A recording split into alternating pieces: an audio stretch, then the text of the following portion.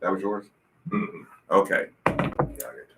So here's the problem. This is what happened today. Sorry, you get on camera. Listen. Make one joke about the opening, and now I'm not even on the YouTube, Jason. And I'm looking good today. Look, I got my Bellerman pullover on. Listen. When you get on one of your, I coordinated my shoes. I did notice you look fresh when you came in. I didn't compliment you. I don't know why. I tell people they should compliment people. I'm starting going with the tighter. All right, look good. Pants. Looks good. Okay, so here's the thing. I know it took a long time to get here. We're already at 15. Something has been going on all weekend. Actually, something has been going on for quite some years, right? But we've never given it a name or face, Steve. Now, Brian, I'm going to need you to lock in on this one because I know you're going to be able to relate. Steve is going to be able to relate. Everybody listening is going to be able to relate to what we got to talk about. Okay. Now, Brian, the little thing you did, you didn't even notice you did. You didn't even notice you did.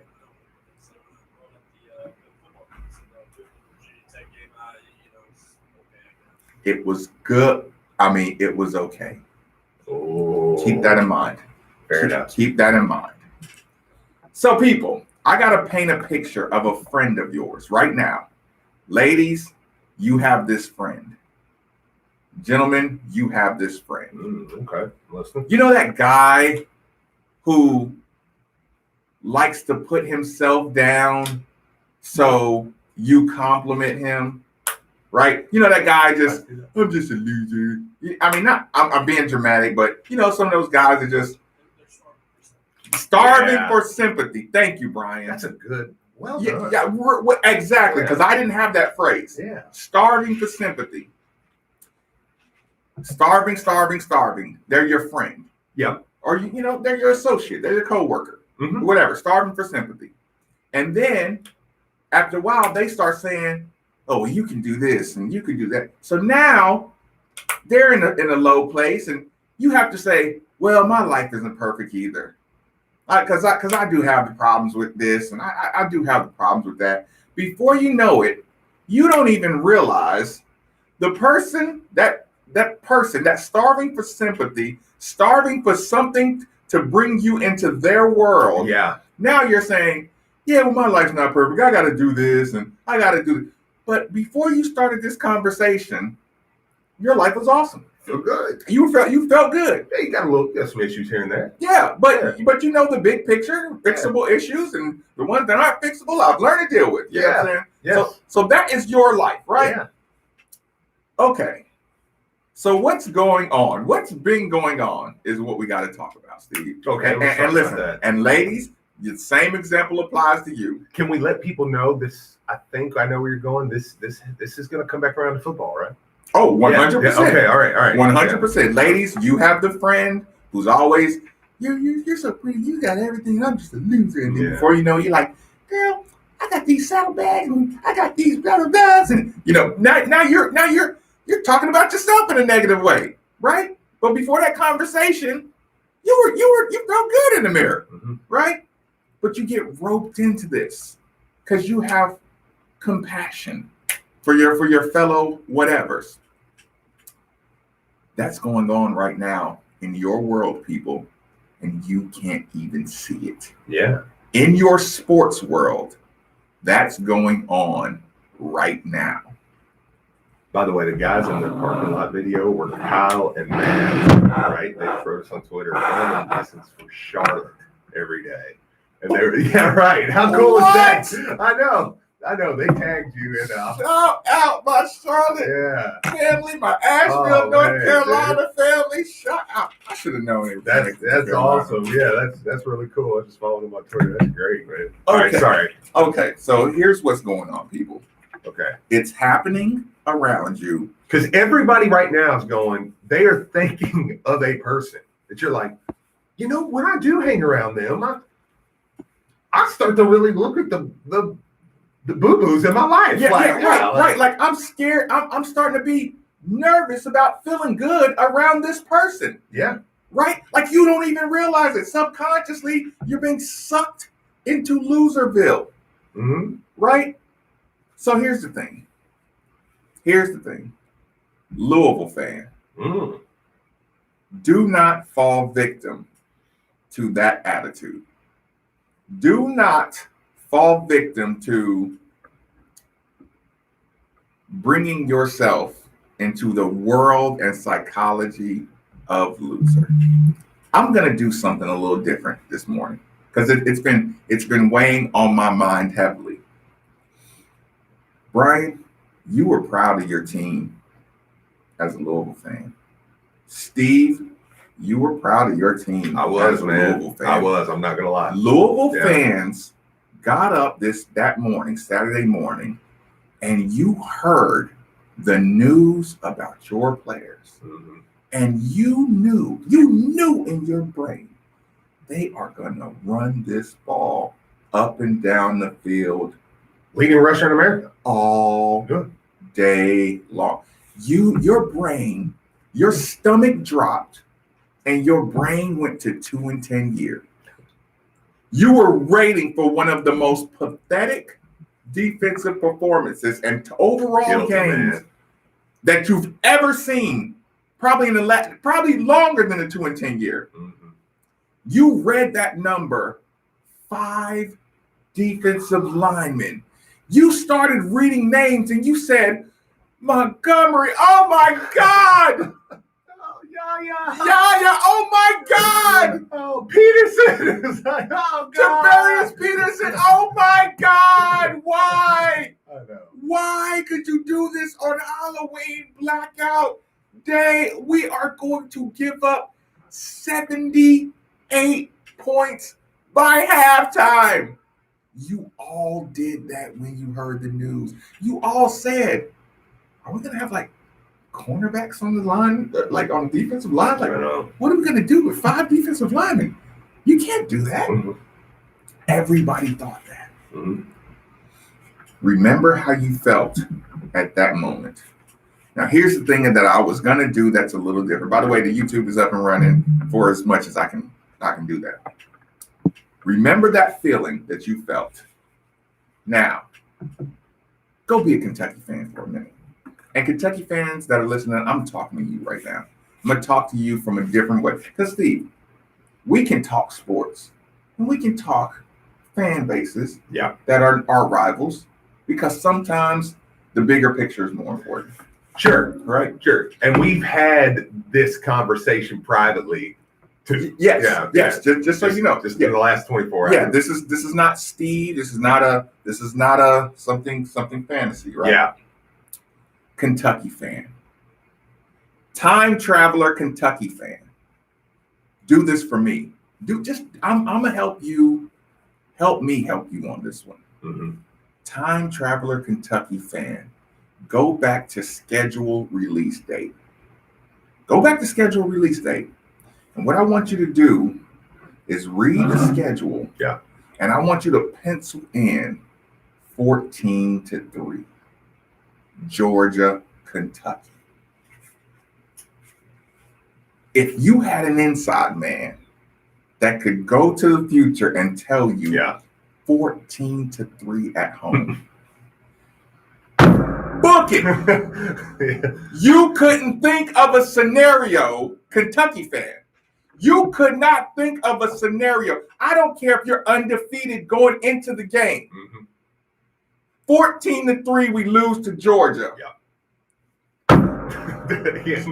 Listen, I'd take it. At that time, you could go to the future and backsmack the Kentucky fan that complains about that score. Not saying you don't have to be happy with the result. Yeah. But that's a hell of a lot different than being disappointed in team.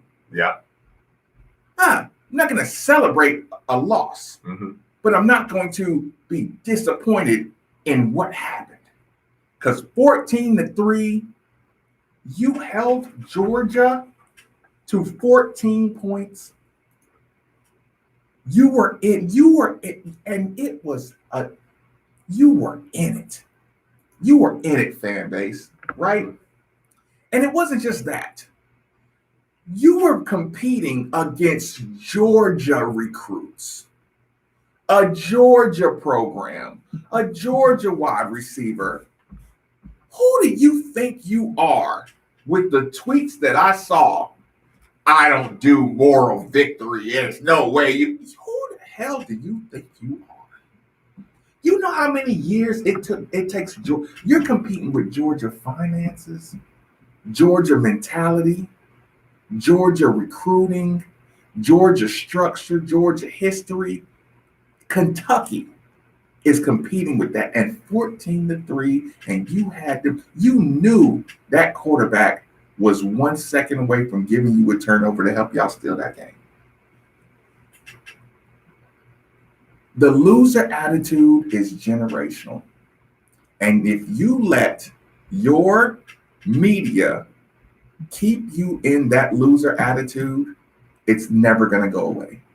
If you let the people the Kentucky media that is doing it, the I'm so angry fake, because here's the thing, I keep telling you that kind of stuff sells. Misery sells a lot. Misery gets clicks.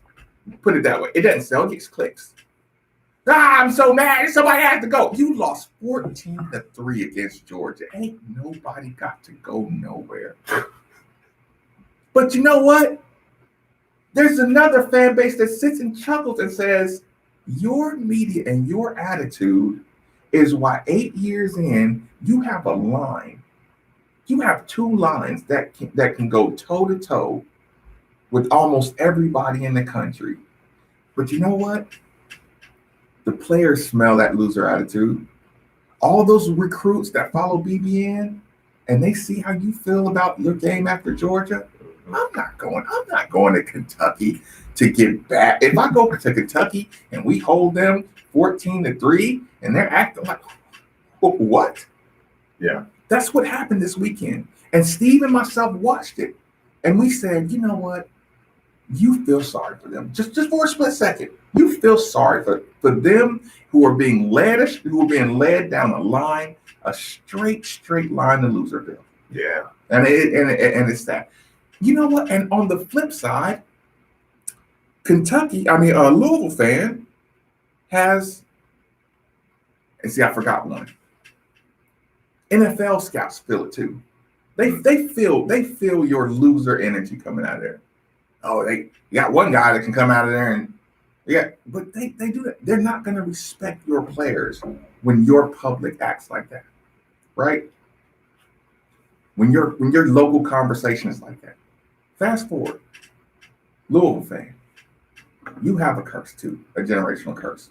Kentucky football has a loser. Like I said, I didn't think about that.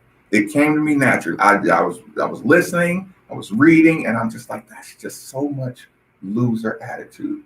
But then I saw the lobs. Hey, we losers, but y'all gotta be losers too with us. No, my friend. This is the day that I stop complimenting you because you're a loser. Mm-hmm. This is the day I stop pointing out my flaws to calm you down or to be so we can coexist. My empathy for you died this weekend. Yeah. Louisville fan, you are cursed. You have a generational curse of winning and fighting through obstacles that no other program could survive. Yeah. Your CUSAs, your 1980s and 86 championships where you're just not getting the respect you deserve no matter what. Kentucky getting away with not having to play you. Schnellenberger saying, I got to get out of here because you've put in a football law that says Louisville can never compete for a national championship with these with this bold, whichever the one that forced Schnellenberger to say, I got to go to a bigger school because y'all just changed the rules on me. Right. And you manage to fight through these and win. You come out winning on the other side. You're one fumble away from getting into the national championship. You get your shots and you capitalize. When you get your shots on the national stage, Louisville is generationally cursed with winning. Yeah. But what I'm telling you, people, there's an assault. There is an assault on your confidence and your belief in yourself. Yeah. It's a group there's a group trying to get you to stop chasing greatness. Yeah. By saying something like, "Oh, it doesn't matter. You still lost." What? Yeah. You mean to tell me I got removed? I removed 9 defensive players. I lost by 7 points against a team who just fell out of the top 25. And you want me to be scared to say, "Proud of my guys. Good fight." Well, you got punched in the mouth quick. I mean, right. Yeah, early in the game. And you got up off the mat. Yeah, I mean, because when it went 14-0, because I don't want to totally get away from your big picture. I think that needs to be the point of today. We always have a Monday theme, and I think that's it. But you got punched in the mouth early. It was 14-0. I was like, this could get like 42-3 quick. Oh, of course. Everybody knew that before the game started. So it was you were resigned. You were resigned, and you were already like thinking about how you were going to justify this. Or how I just don't want it to hurt so bad. Yeah. I don't want to be this sick for the next 4 hours. Mm-hmm. And you watched it, and you learned to say, "Oh, good stuff." Yeah. You saw Javian Hawkins break out of that, and you said, "Game on!" Yeah, and you watched the offense continue to figure things out, which is what we've been asking for. And really, outside of the first half, you beat them. First quarter. Yeah, you watched your team make the stop you needed, and you watched a referee throw a flag that was a gut punch. If I told you that, after it was 14-0, if I told you, hey, in the fourth quarter, we're going to get a flag that basically takes it, we're about to get the ball, you know what I'm saying? We make a stop, and they get a 15-yarder out of nowhere. Listen, and that's one where I don't even, I'm sorry, I'm not going to fault Okiki on that one. Like at all, because you saw the play. There's some of those, and I saw Coach's mouth, and when he come over there, Coach said, "Don't be selfish." Yep. I bet Coach Satterfield goes back and looks at that and says, "Hey, Nick, come in here. We're good. We're fine. Yeah, we're good. Yeah, we're there's good. No penalty." And you saw it. You saw the flop, and listen. You go back, and Marcus Maben says it early in the game to Steve Rummage. I said Ronaldo Brown got that call. The extra lineman trying to come in late and push the pile ends up diving on a defensive lineman. They did that all night. You knew they were getting away with, and that's not play to the echo of the whistle. That's coming in, crashing down on defensive linemen, unsportsmanlike. And let me tell you something else about that Okiki foul. Satterfield's really doing something with the culture here. And let me tell you why. Okiki comes to the sideline. Satterfield looks him right in the face and says, "It's just selfish, man." Go back and watch Okiki's reaction. He doesn't fight back one time. And I know as a player, he was thinking, "Coach, I didn't do nothing." Yeah, right. He was grabbing, like he wouldn't stop grabbing me. And I'm like, "Dude, get off me." Yes, sir. Yeah. Yes, and sir. He gave him the yes, sir. Yep. He turned around and went and got back into action. And I was like, because I think he knows, hey, there's a time to talk about this. And now you're starting to get players that are like, hey, there's a time to talk about this. And now's not the time. Yep. No, because right now we're trying to figure it out. They just got a first down. Let's go win this game. So the point of this was go back over the emotions. Again, I'm outside of being a Kentucky fan now. I gave you your conversation. But like I said, well, and that just stems from, in layman's terms, let me do it like this. I watch a guy like James Strebel, for instance. Mm-hmm. I know he was proud of Kentucky after that game. He can say, listen, they joke and say that me and James are a lot alike with our teams and stuff. So that's why you know that. I'm going to play that game right now. James, you were proud of the Kentucky Wildcats on Saturday. Here's the thing. you might have been upset with some of the play calling. I was a play upset. here, a play there, but not the. I was upset with Louisville for a few things. Yeah. You can't let that clock wind down on that onside kick. Yeah. You got to know that. Yeah. There were a couple of the holds. One of the holds I thought was terrible. There were a couple that I went back and that was senseless. Yeah. Let him go. Yeah. There's things you can be aggravated, Yeah. but you were proud of your team. And I watched that poor guy be forced to get on Twitter and say, "Oh, I'm so angry.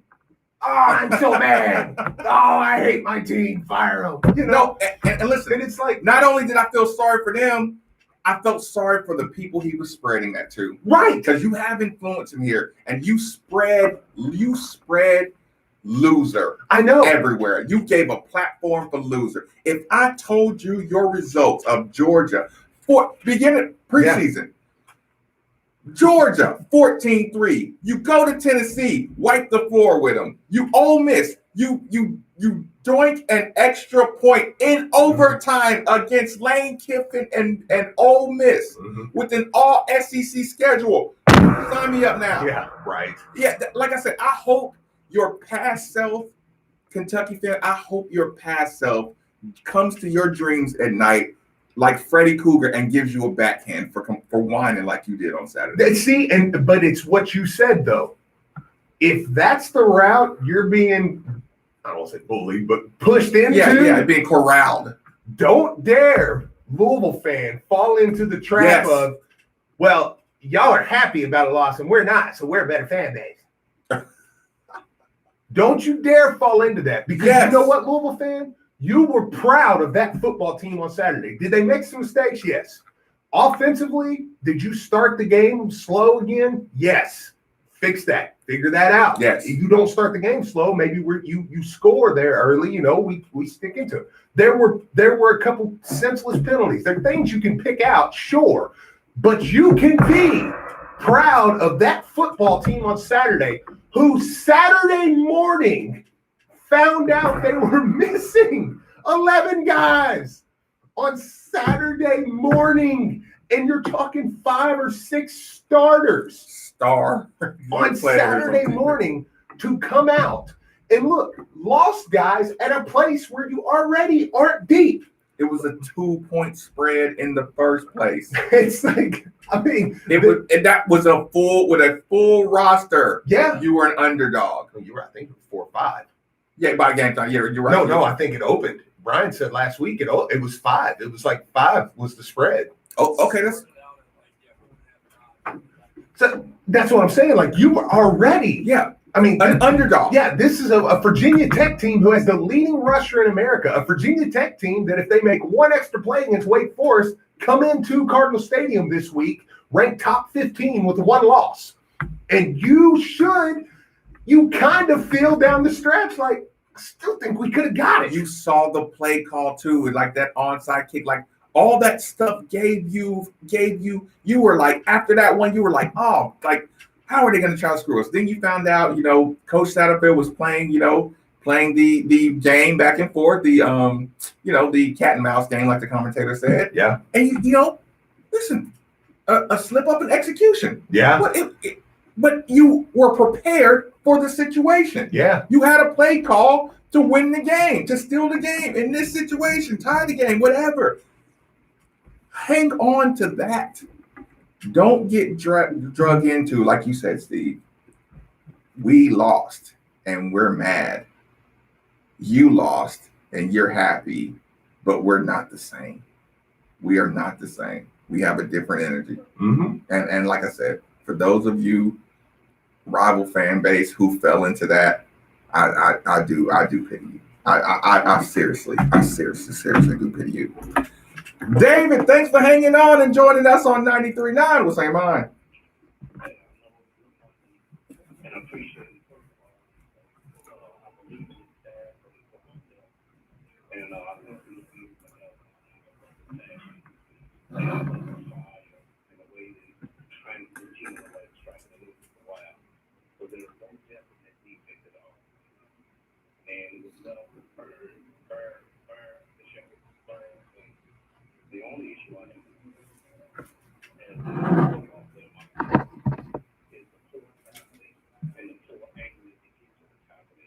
I mean, I know y'all want this money, but that's the thing to play it. And they can do a better job tackling and game tackling and get to the ball. I mean, that's just right there. It's got nothing to do with talent. It's just that I would love to see that. Now, both of them, but the tackling has got to get done. That's all I got to say. And thank you very much for taking my call. David, listen, I appreciate the call. I appreciate you holding on, during our discussion.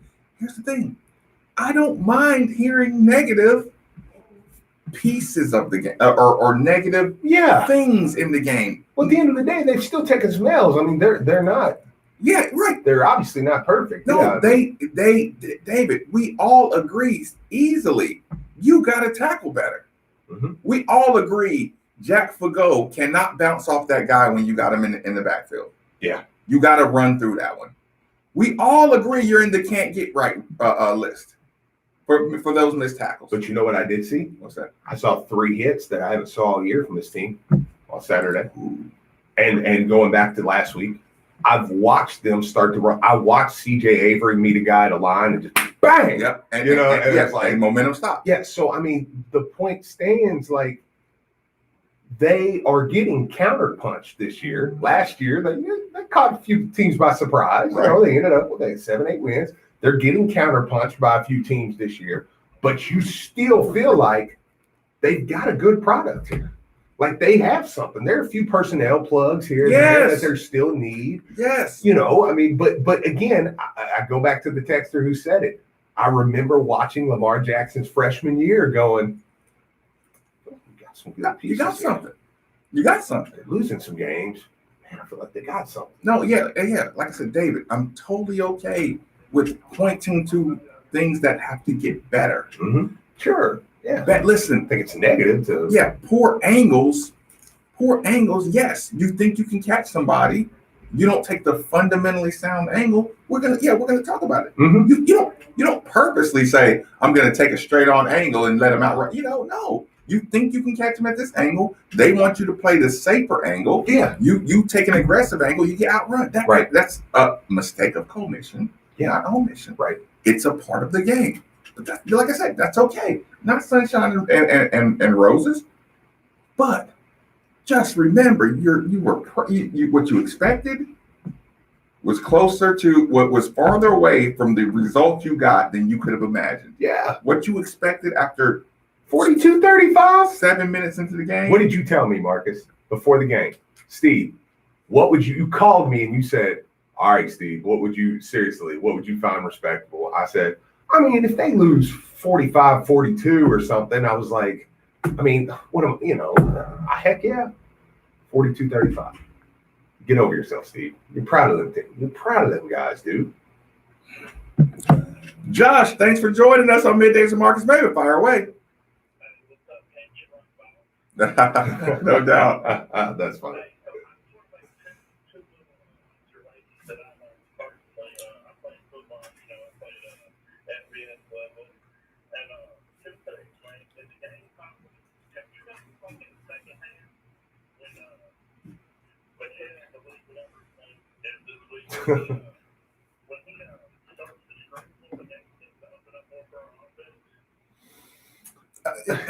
Yeah. Do you mean scramble as far as get down, like actually run and get downfield, or scramble and throw the? Okay.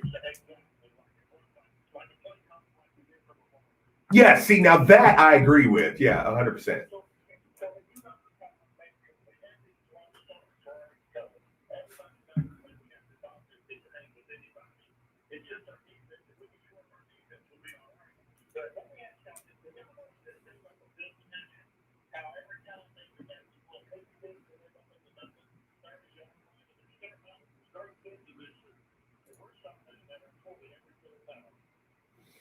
Yeah, that's fair. That's by design. Like I said, I think he likes to keep people off balance. He doesn't like other special teams to get in the rhythm. So yeah, and that's like a preference. Like I agree with you. I would be comfortable with them kicking out the end zone. Yeah, that's me too. I'm kicking out of the end zone every time. I'm fine with that. Right. Yeah.